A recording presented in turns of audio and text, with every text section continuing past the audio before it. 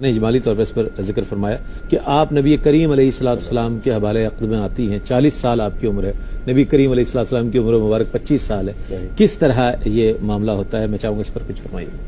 یہ اس کے 3 بڑے محرکات تھے۔ ایک تو وہ دور ایسا تھا جب نبی کریم صلی اللہ علیہ وسلم کو آپ نے بطور مداربت اپنا مال دیا کہ قریشیوں کے قافلے باہر جا رہے تھے، تجارتی قافلے، اور آپ اپنا مال اکثر مداربت پہ دیا کرتی تھی کہ مال آپ کا ہوتا تھا، عمل کسی کا ہوتا تھا، پھر اس پہ پروفٹ ریشو طے کر لیا کرتے تھے۔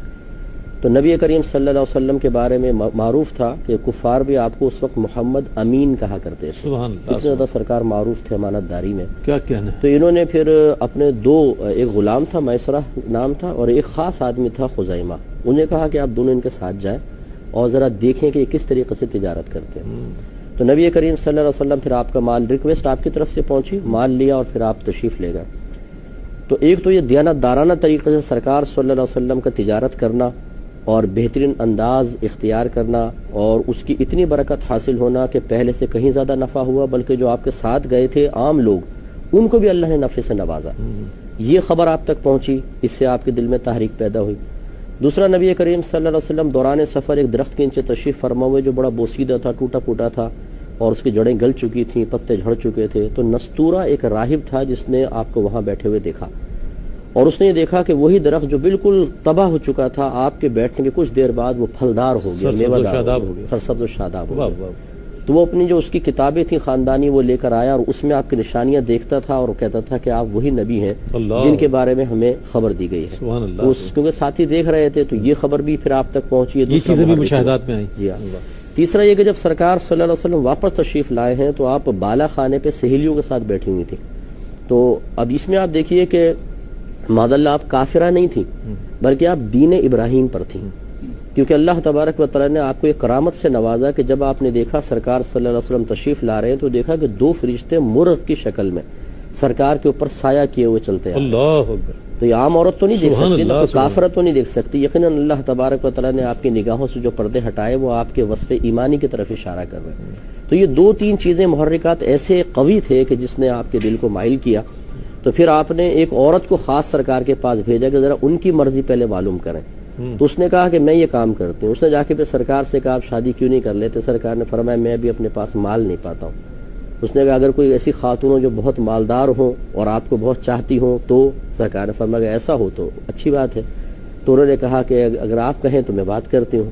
سرکار نے فرمایا تمہاری مرضی ہے۔ انہوں نے آ کے پیغام دیا، وہ تو پہلے تیار تھیں، تو پھر فوراً آگے معاملات ہوئے، بڑوں تک پہنچے اور پھر نکاح کا معاملہ۔ کیا سبحان اللہ کیا جا رہا ہے؟ مفتی صاحب فرمائیے گا، آپ کے وصال پر نبی کریم علیہ السلام نے کس طرح خراج تحسین پیش کیا آپ کی زندگی کو، اور کیا دعا فرمائی، اور ان کی زندگی کیا پیغام دیتی ہے آج کی خواتین کے لیے؟ جی دیکھیں، جس سے بہت زیادہ جذباتی وابستگی ہو تو یقیناً اس کی جدائی سے قلب پر غم تو طاری ہوتا ہے۔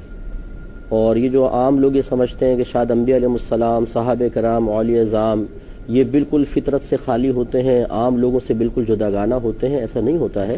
یہ ایک فضائل اور کمالات کے اعتبار سے یقیناً اور کمال انسانی میں عام لوگوں سے بہت بلند و بالا ہوتے ہیں، لیکن ان کے ساتھ بھی وہی جذبات ہیں، فیلنگز وہی ہیں ان کی۔ نبی کریم صلی اللہ علیہ وسلم کے جب صاحبزادے فوت ہوتے ہیں، ابراہیم آپ کی گود میں ہیں، تو سرکار کی آنکھوں سے آنسو نکل آئے، اور جب پوچھے رسول اللہ آپ بھی رو رہے ہیں؟ تو فرمایا کہ رحمت کے آنسو ہیں، اور ان سے مخاطب ہو کے فرمایا کہ ابراہیم آپ کی جدائی پہ ہم بہت غمزدہ ہیں، لیکن ہم وہی کریں گے جو ہمارا رب چاہتا ہے۔ ان للہ و انا الیہ راجعون۔ تو یہ بہت زیادہ سرکار اس میں، اور اس کو عام الحزن کا نام دیا، غم کا سال تھا یہ۔ حضرت ابو طالب اور وہ روایت بیان کی، یہ بخاری کی روایت ہے، بی بی عائشہ صدیقہ رضی اللہ تعالیٰ عنہ ہماری والدہ ماجدہ ارشاد فرماتی ہے مجھے کسی عورت پر اتنا رشک نہیں آتا تھا جتنا خدیجہ پر آتا تھا، کیونکہ سرکار جب ان کا ذکر کرتے تو آپ کا چہرے کا رنگ مطلب روشن ہو جاتا تھا، چہرہ روشن ہوتا تھا، خوش ہو کے آپ کرتے تھے، اور ہر قربانی میں ان کی سہیلیوں کو گوشت سرکار دیا کرتے تھے۔ ہماری جو بہنیں ہیں ان کے لیے میں خصوصی طور پہ گزارش کرتا ہوں کہ پہلا سبق تو یہ ہے کہ ہماری بہنیں اپنے مستقبل کے سلسلے میں کبھی بھی اس انداز سے مطمئن نہ ہوں کہ مختلف سہاروں کو دیکھ کے سوچے کہ سہارے دائمی طور پہ رہیں گے. اللہ تعالیٰ ان کو سلامت رکھے، قائم رکھے.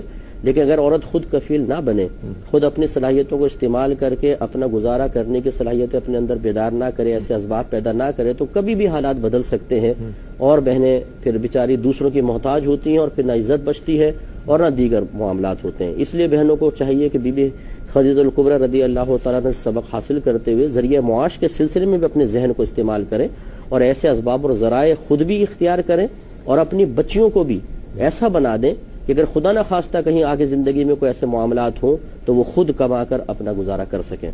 دوسری بات یہ کہ آپ نے نبی کریم صلی اللہ علیہ وسلم کو جو ذہنی سکون عطا فرمایا وہ بہت ہی ضروری تھا. تو ہماری بہنوں کو چاہیے کہ اپنے شوہروں کے سلسلے میں اسی طرح کے رویے کو اختیار کریں. یوں نہ کریں کہ ساس اور بہو کی جنگ کے اندر شوہر کو بیچارے کو نشانہ بنا کر رکھیں. وہاں ماں اس کو ٹینشن میں ڈال رہی ہے، وہاں بیوی نے اس کو تختہ مشق بنا رکھا ہے، ان کے مطالبات پورے ہوتے رہے اور یہ آدم کے بیٹا بیچارہ پستا رہے. ہونا ہی چاہیے کہ بیوی جو ہوتی ہے وہ شوہر کے لیے بہت زیادہ کارآمد ہوتی ہے کہ گھر میں اس کو سکون فراہم کرے، اس کے بچوں کے جیسا حضرت نے فرمایا بہترین تربیت کرے کہ باپ بچوں کے بارے میں خصوصاً کم عمری سے لے کر بلوغت کے قریب ہونے تک بے پرواہ رہے کہ جو میری بیوی اس قابل ہے کہ وہ اس کی تربیت کر دے گی. اور تیسری چیز یہ ہے کہ شریعت کو اپنے اوپر نافذ کرنا. جیسے ہمارے بھی بات ہوئی کہ اس وقت تعلیم اسلام تو ہے بھی نہیں، لیکن اس کے باوجود اگر بعد میں آنے والی تعلیمات اور ان کے عمل کا موازنہ کیا جائے تو سر منہ بھی اس سے فرق نظر نہیں آتا. اور آج تو تمام دین اسلام سکھا دیا گیا ہے، اس کو سیکھیں، اس پہ عمل کریں تو انشاءاللہ ان کے طریقے پہ چل کر اللہ کی بارگاہ سے بہت خوبصورت اور جامع پیغام آپ نے ارشاد فرمایا. سر میں